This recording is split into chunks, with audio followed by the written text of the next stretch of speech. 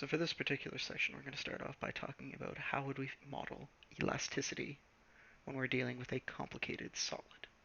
And the idea here, or the general principle behind it, is we're going to start off at the microscopic level and then work our way upwards. Now, what you'll see on the screen here is three objects connected by my best approximation of springs in between them. These things could be atoms or molecules, right? It doesn't really matter. But the general idea is if each one has an equilibrium position or an equilibrium separation that it wants to be at relative to another, and stretching these bonds in any particular direction are going to lead to a force that tries to restore equilibrium. This is going to be a valid spring-like system. Now, when dealing with these, the fundamental building blocks of dealing with elasticity in real solids is taking a look at these spring systems in different configurations. And interestingly enough, there are two main ones that you can deal with. Right? So the question is, if I have these two springs, and each one of them has its own spring constant, K1, for the first spring, and K2 for the second spring, is there a way that I can effectively approximate this system without needing to balance out forces via Newton's law? Now, you can use Newton's law here, but it is rather tedious. But there is a key to dealing with this. For those of you who have taken Physics 2 before Physics 1, not something I recommend, we're going to do something similar to what is done with electrical resistors here. The general idea is when you have complicated systems like this, what you want to do is you want to break them down into simpler systems. So I have two springs here. It is actually possible for me to approximate this system by replacing this system involving two springs with just a single spring. Right? This is something that I can use Newton's law to determine. In other words, it's possible for me to determine an equivalent spring constant that's going to approximate the behavior of this more complicated system in an easier fashion. Now, when it comes to dealing with this, the arrangement or how these springs are lined up actually does matter. This arrangement that you'll see here up at the top with the red circles is known as a series arrangement. It's a series arrangement because the two springs are lined up one after another. If you draw yourself an imaginary line from one end of the system to another, you must go through both of the spring systems. That's what defines it as being series. And interestingly enough, using Newtonian forces, you can actually figure out how this effective spring constant is related to the individual spring constants. And mathematically speaking, that's what you'll see show up now in the green box in the spring. The idea is 1 over the equilibrium spring constant is equal to 1 over the first constant plus 1 over the second spring constant. This inverse style addition is relatively common in systems in which we are balancing out forces that are directly connected to one another. Now, what this means for you personally is if you have a system involving multiple springs and you know that they're in series, instead of dealing with Newtonian mechanics using Newton's third law, partitioning out your problem into separate spots or whatever, you can simply say, well, instead of using the system up at the top that has, two different springs in it that I need to worry about how they interact with one another, I can instead say, I'd rather not deal with this. I'm just going to use my simple single spring system. Right? One variable or one spring constant is much easier to deal with two. And this can be extended further, right? If you have 3 in a row, you can just add in a plus 1 over K3 to this left-hand side, or to this right-hand side here, and just keep going for your combinations. And this is going to form the building block to dealing with spring systems in solids. Now, this is not the only arrangement it is. There is a second arrangement here that we can also look at. All right, so another possible arrangement here you'll see on the screen, in which I have two red objects, which I've drawn as squares here, and again, there are two spring constants associated with each of these springs that are present here. This arrangement here, what you'll notice is the springs, they're not flowing one into another, they're actually connected end to end, or their ends are at the same spots. This is known as a parallel arrangement.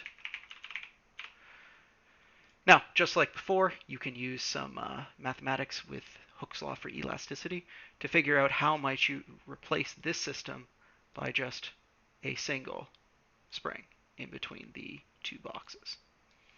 Right, so just like before, you can take a more complicated system and you can break it down into a single spring system. Right, there's nothing stopping you from doing this.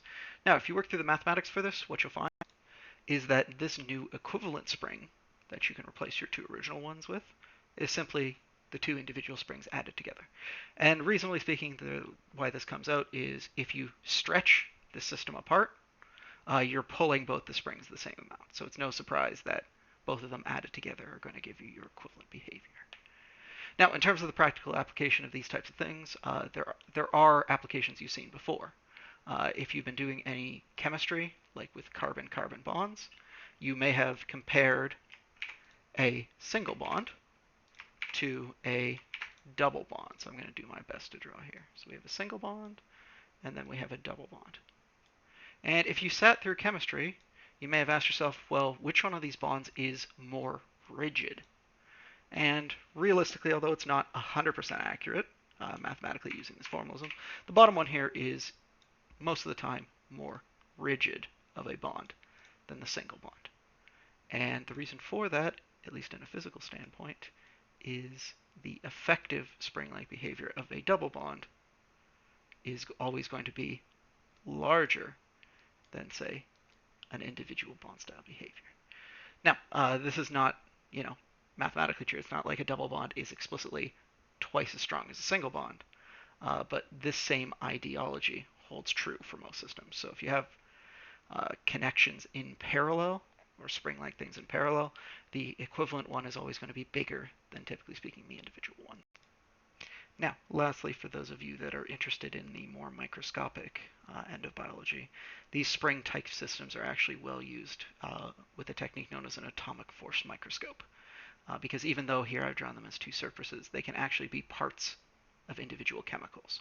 And one way of testing the chemical-like properties of individual chemicals is by pulling on their bonds using this type of system. So if you go down to the CIA, you can pull out or you can see some of these atomic force microscopes. Literally, they come in like a hand.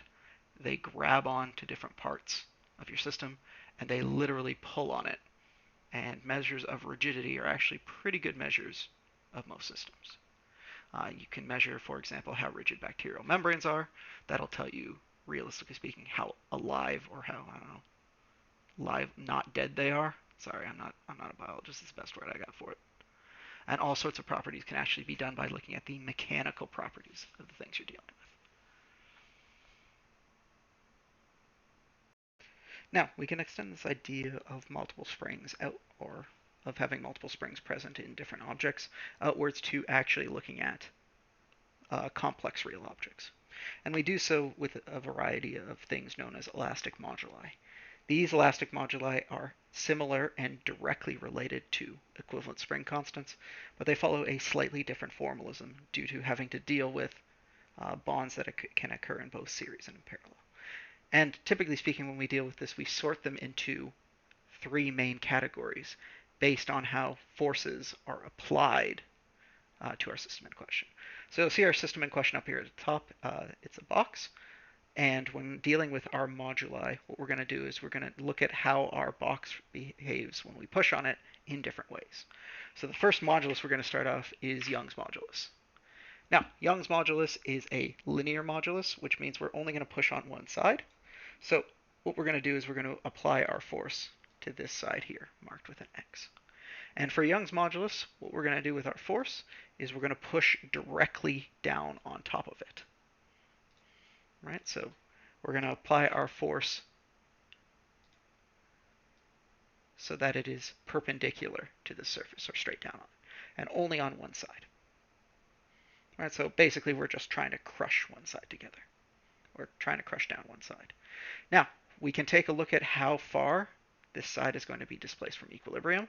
We can relate it to the pressure, or this force, divided by the area of this surface, and that should relate directly to Young's modulus.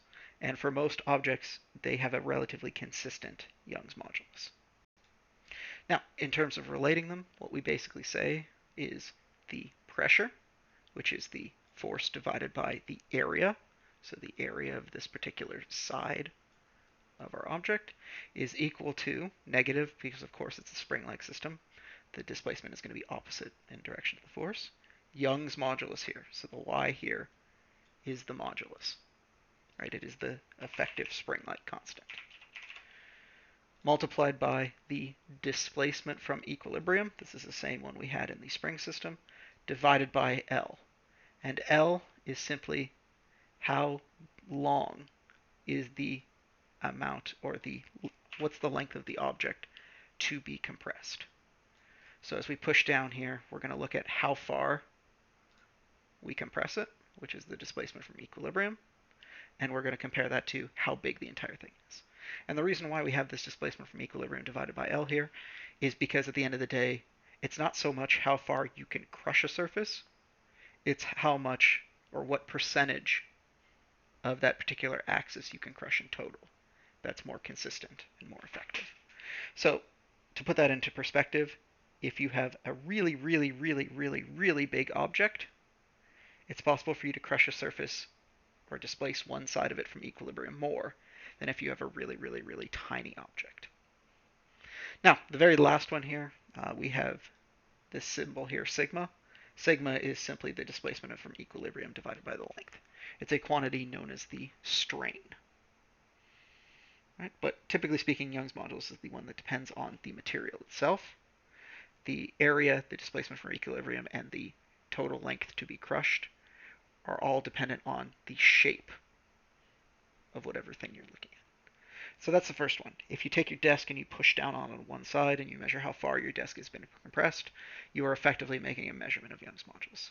And that's the first type that we can look at. The second type of moduli we can look at is known as the shear modulus. This is effectively the surface rubbing modulus, or the resistance of your surface to rubbing. The reason why I have to take this separately is most materials have a significantly different shear modulus than they do Young's modulus. So for example, probably the best example of this is a pencil eraser. If you push down on a pencil eraser, right, it pretty much resists you pushing on it. If you rub the eraser on a piece of paper, it very easily gets destroyed. That's a difference between a Young's modulus and a shear modulus. Now again, this is a modulus that is applied to just one side, so it's a linear modulus. The only difference is instead of applying the force directly down onto the surface, we're going to apply the force along this surface. Right, so we're going to push along the surface as if we're rubbing against it.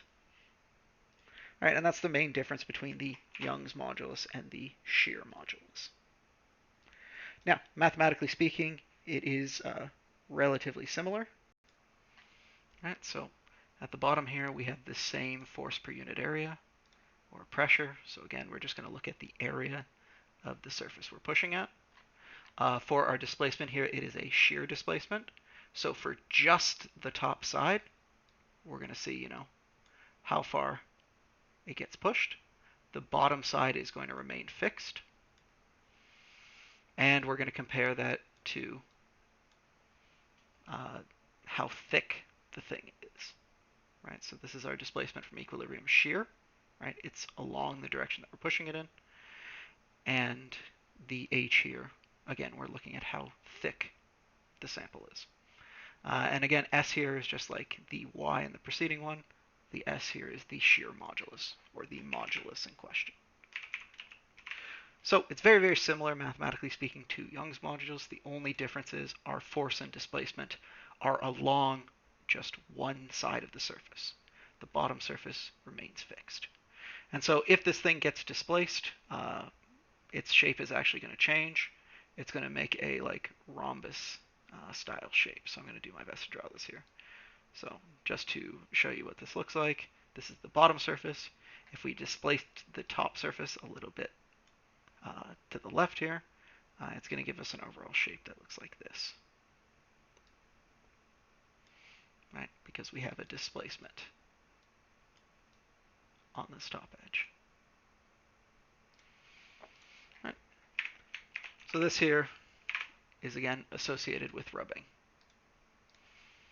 And it's a different type of force we can have. And you can see this with most things. A lot of things are resistant to compression or have a high Young's modulus and are less resistant to rubbing, so they have a lower shear modulus. And this is the second type of modulus that we look at. The third type of modulus that we look at is known as the bulk modulus. Now, this one will look fairly similar to Young's modulus. The only difference is the bulk modulus is a volumetric module. In other words, Uh, for Young's modulus and the shear modulus, we only looked at one side. For the bulk modulus, what we're doing is we're actually compressing all of the sides inwards. In other words, we're grabbing this thing and we're trying to crush it into a smaller volume. And you find this in systems such as if you dive underwater, right? Water doesn't just apply on one of your surfaces as you go underneath it. It tries to crush you from pretty much all different directions. Now, the bulk modulus is directly relatable to the shear modulus in most systems. However, there are some issues, with trying to compress mass into a smaller space, which does modify it slightly. It's why we use it as a separate measurement. Now, for the bulk modulus, what we're going to look at is the force per unit area on each of the sides. Now, for each of the sides, what we're going to assume is that each one of these sides experiences a uniform pressure, right, as opposed to dealing with an explicit force.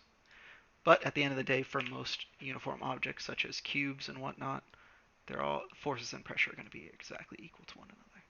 So again, we're going to look at the pressure on each of the sides. In most things, it's pretty similar. And this force per unit area, or this pressure, is going to be equal to the bulk modulus multiplied by the change in volume divided by the initial volume, right, or the bulk strain. Here, we're actually trying to crush it into a smaller shape, so we're going to reduce the volume. This is why this is referred to as the volumetric moduli. So we're no longer crushing one side and looking at thickness. What we're doing is asking ourselves, well, how much has the volume changed divided by the amount of volume that we started with? Right, so typically speaking, this is going to be how strongly our system resists being compressed into a smaller volume, as opposed to one side simply being compressed.